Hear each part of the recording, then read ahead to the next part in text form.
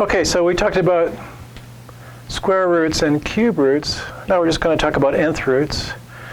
We said we could put any number we want up there as the index of A. N can be 2, 3, 4, 5, 6, whatever. Integers bigger than or equal to 2.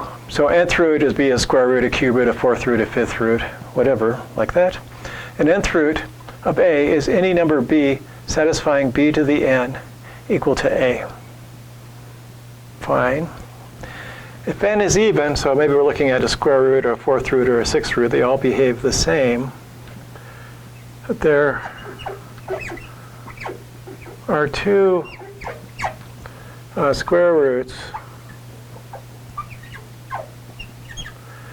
if A is positive.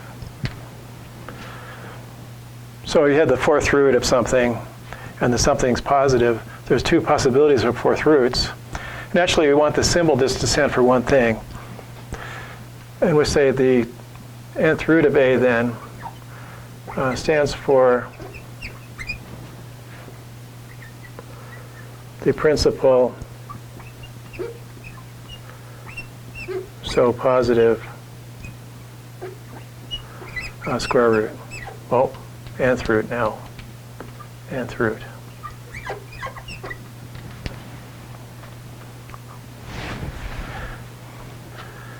The nth root of 0 is going to be 0 no matter whether n is even or odd.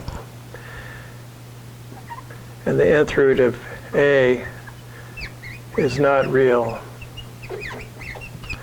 if A is less than 0. So that's when n is even. So the fourth root of a negative number is not a real number.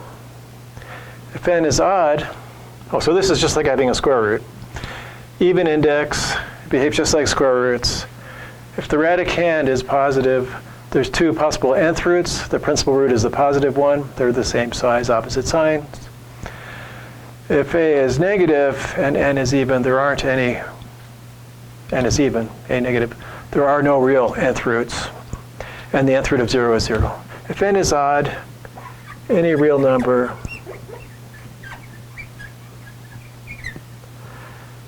has exactly one nth root. And we just write it the nth root of A. So the only time you have to be careful is if n is even. Because if n is even, there's two possibilities for roots. And this radical with the n there and the A next to it stands for the positive one of the two possibilities. So here's some examples of that. I know that 9 times 9 is 81, and 9 is 3 squared. So 3 to the fourth is 81. So the fourth root of 81 is 3. Even though minus 3 to the fourth is also 81. The fourth root of minus 81, you can't get a negative number by raising a number to the fourth power. So it does not exist. The fifth root of 32, 32 is 2 to the fifth, my favorite number.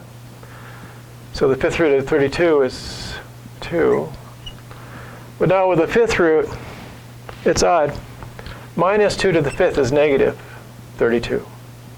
So the fifth root of minus 32 is minus 2.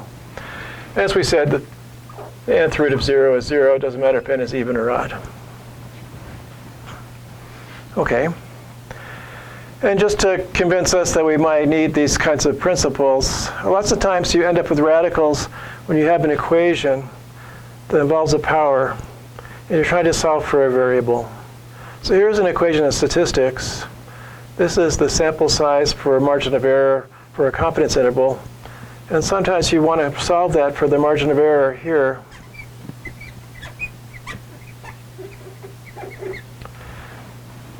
If we do that, basically what happens is we'll get the square root of n is equal to z star sigma over m. Because that's how square roots operate. If n is something squared, square root of n is the thing. And so when we solve that for m, we get this expression here.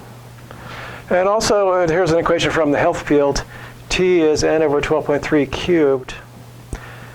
if we want to solve that, we're going to write that equation by taking the cube root of each side, so it looks like that. And now on that, we can solve for h. We don't want to solve for h, that's the idea, solve for h. So we have equations that involve squaring or cubing, and you have to solve for some of the quantities. Lots of times you get equations that have radicals in them like these do here. So we'll see them come up in your other classes where you have to do math in them. So that is a reason for us to pay some attention to radicals right now.